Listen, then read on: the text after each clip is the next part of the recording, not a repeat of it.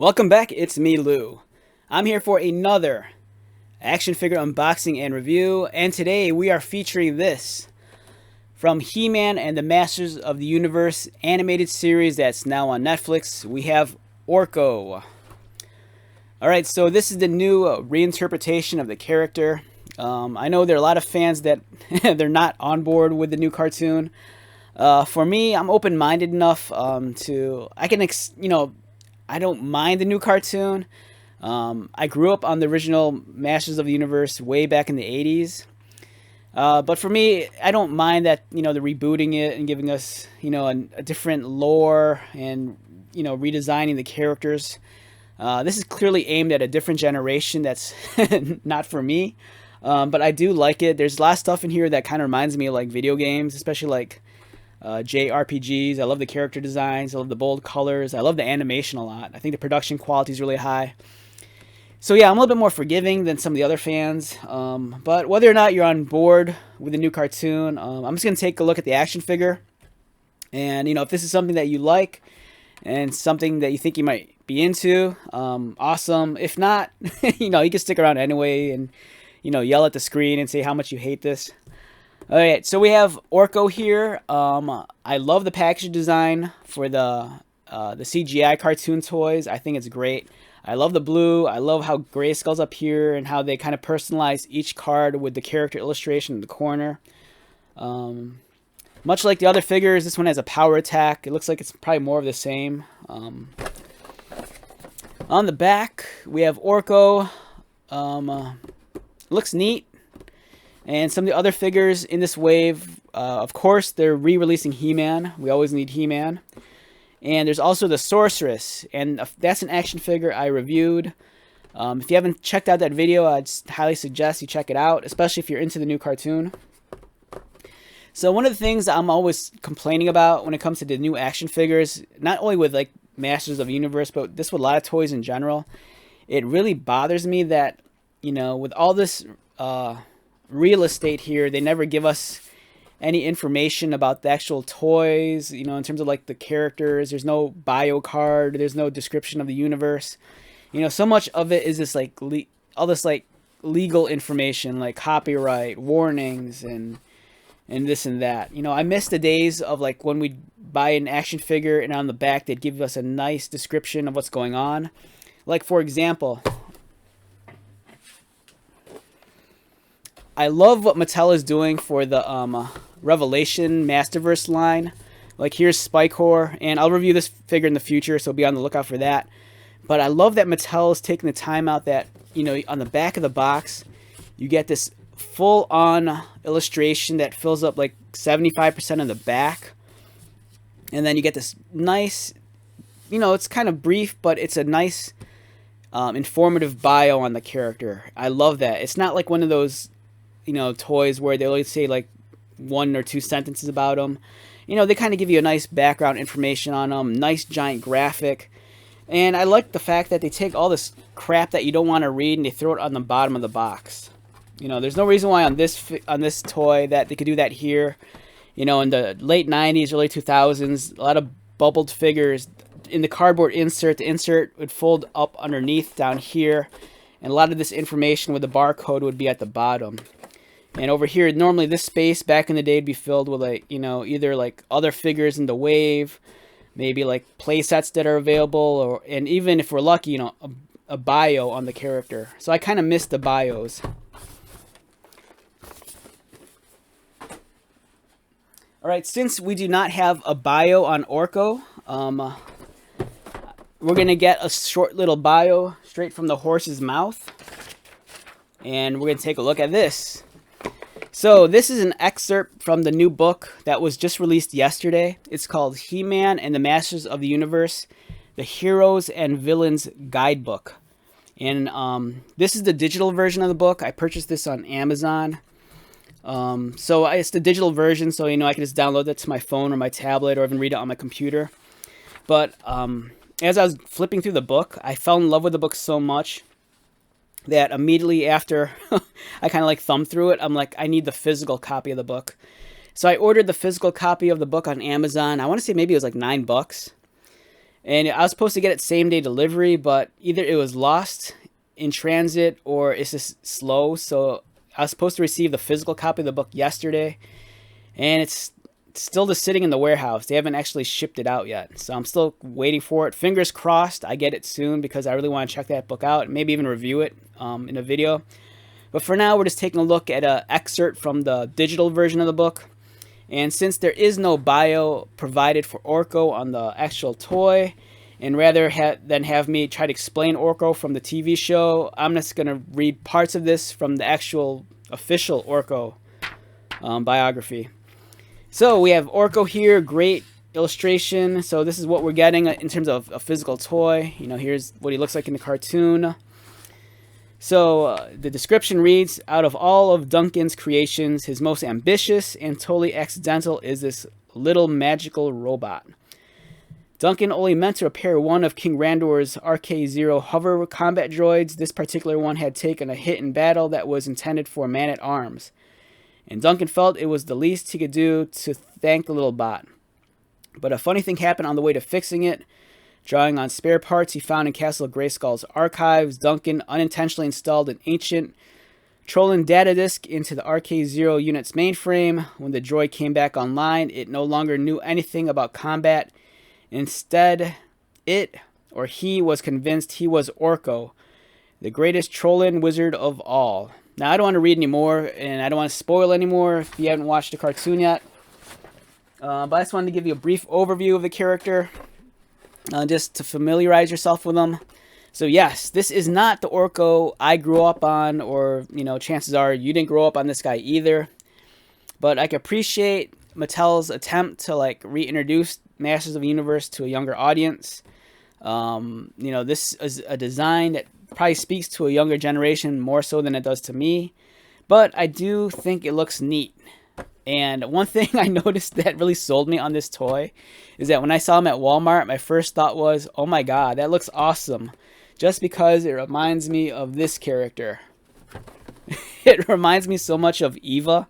This toy, when I first saw it, I'm like, oh my god, that just looks like Eva from WALL-E cosplaying as Orko.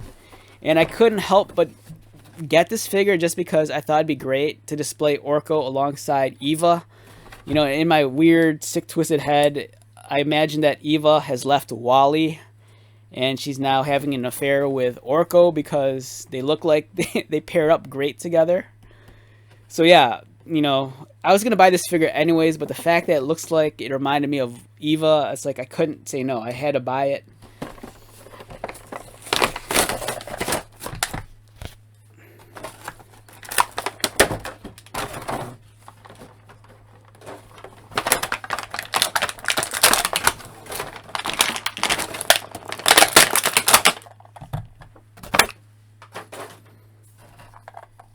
All right off the bat, this is a wild looking toy.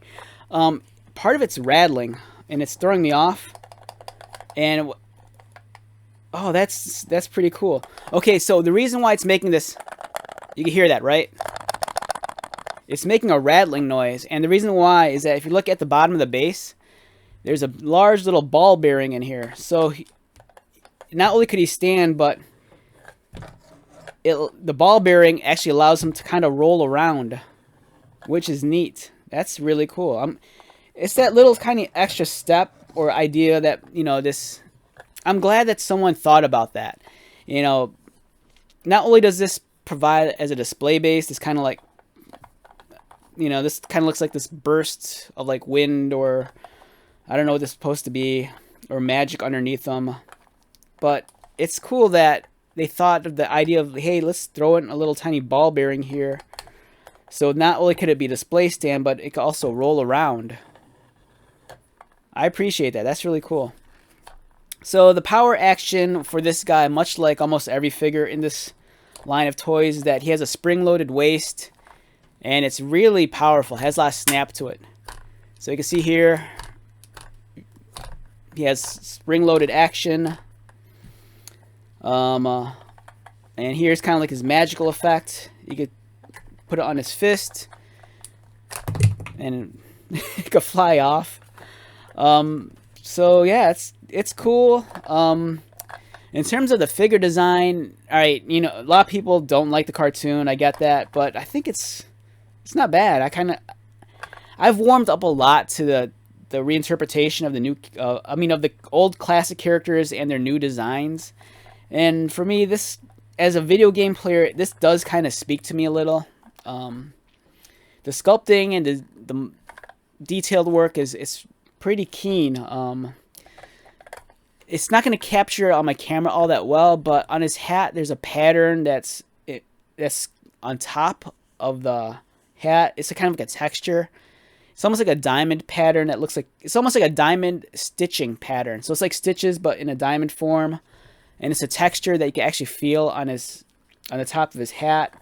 And it's also on the outside of his brim and underneath. There's the elf ears or the robot ears peeking out through the hat.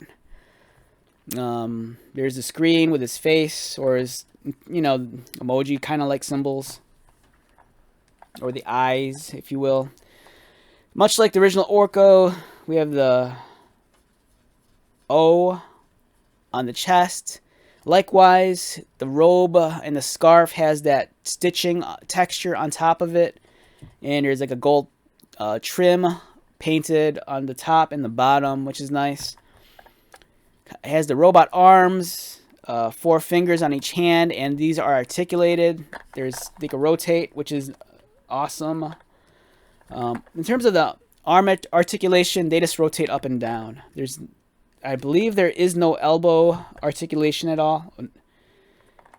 I could be wrong though, because it looks like the arms are more than just one piece, because you can see the seam right there, and there's a slight bit of play, but I believe they're not meant to be rotated, because this one doesn't want to move at all, whereas this one, there's a teeny bit of play, but I don't think it's meant to like rotate around. So outside of, I think this is all the articulation you can get from the arms, which is all right, because that's what we're getting across the board with the other figures. There are no legs underneath. This is kind of more of Orko's techniques.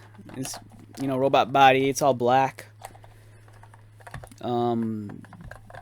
This does not come off, although it's kind of loose fitting towards the front, but not in the back. I believe it's plugged in the back over here. So yeah, it's a solid figure. It's Orko. It's the new Orko. I dig it. It's a fun toy. And I think it pairs up great with Eva right here. You know, they're like a nice couple. They're going to have lots of babies. Alright, so let's talk numbers. How do I rate Orko? I don't know, solid 7 to 7.5. Excuse me. And for what it is, it's a good effort for, you know, taking the CGI character and bring it to life in physical form. I love the thought that was involved, you know, especially with the ball bearing at the bottom, so it could roll. The spring-loaded feature, it's really nice and tight and powerful. The detailing's it's a lot better than I thought it'd be, to be honest. You know, it'd be very easy for Mattel to take a shortcut and not give us the amount of detailing that they did here, but you know, they went to that lengths and gave us, you know, all this extra sculpting, which is nice, and it's done really well. The presentation is great, and for $9, you can't really complain. I think it's a solid effort. It's a good figure. So if you're on board with the cartoon, this is a must purchase. So by now, you know, you can assemble He-Man, you got Sorceress, and now you have Orko. Alright, so, yeah, it's a good figure. So let's wrap this video up. Once again, my name is Lou. If you are new to my channel, welcome. If you are a returning viewer or subscriber, thank you so much for your likes, comments, and support. And if you couldn't tell, I'm kind of losing my voice right now. I filmed a handful of these videos like in the last 2 hours, and my voice is like shot. So, yeah, I appreciate you guys coming by and checking this out. It means a lot. So until the next video, be safe, take care of yourself, and most importantly, be happy. All right, say goodbye, Eva. All right, Eva's waving goodbye. And I'll see you at the next video. All right, take care.